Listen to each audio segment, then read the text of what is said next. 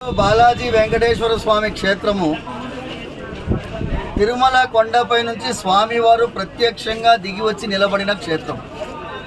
ఇక్కడ ప్రాధాన్యత వెంకటేశ్వర స్వామికి. తిరుమలలో ఏ నియమాలు వర్తిస్తాయో ప్రభుత్వ పరంగా చిలుకూరులో కూడా ఆ నియమాలు వర్తించాలి. తిరుమల కొండపైన ఒక జీవో ఇష్యూ చేశారు అప్పటి ప్రభుత్వం, ఉమ్మడి ఆంధ్రప్రదేశ్ ప్రభుత్వం. దాని పేరు దివ్యక్షేత్రం జీవో.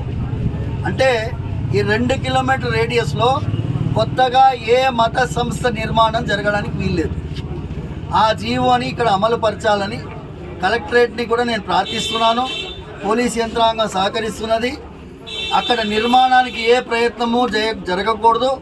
కలెక్టర్ గారిని జోక్యం చేసుకొని ఇక్కడ ఉండేటటువంటి పరిస్థితిని యథాతథంగా కొనసాగించాలని, నూతనంగా ఏ నిర్మాణ పనులు కూడా జరగకూడదని, ఇప్పుడైతే ప్రారంభించినటువంటి పనిని కూడా వెంటనే ఆపించాలని మనస్ఫూర్తిగా ప్రార్థిస్తున్నాను.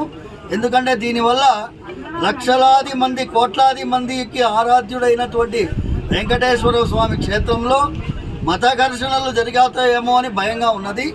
ఎందుకంటే యాంటీ సోషల్ ఎలిమెంట్స్ అంటే దీన్ని ఆసరాగా చేసుకొని ఒక మంచి సామరస్యమైన వాతావరణాన్ని పోగొట్టే ప్రయత్నం కొంతమంది జరిపే అవకాశం ఉంది. కాబట్టి ప్రభుత్వం చొరవ తీసుకోవాలని మనస్ఫూర్తిగా ప్రార్థిస్తూ, ఏ పరిస్థితి కూడా తలపెట్టకుండా, ఎమర్జెన్సీ సిచ్యువేషన్ క్రియేట్ కాకుండా అందరూ జాగ్రత్త పడాలని, అందరినీ సామరస్యంగా ఉండాలని ప్రార్థిస్తూ, మా సోదరులకు కూడా నేను చెప్తున్నాను, ఈ క్షేత్రాన్ని తిరుమల క్షేత్రంకు సమానమైనటువంటి చిలుకూరు బాలాజీ క్షేత్రం.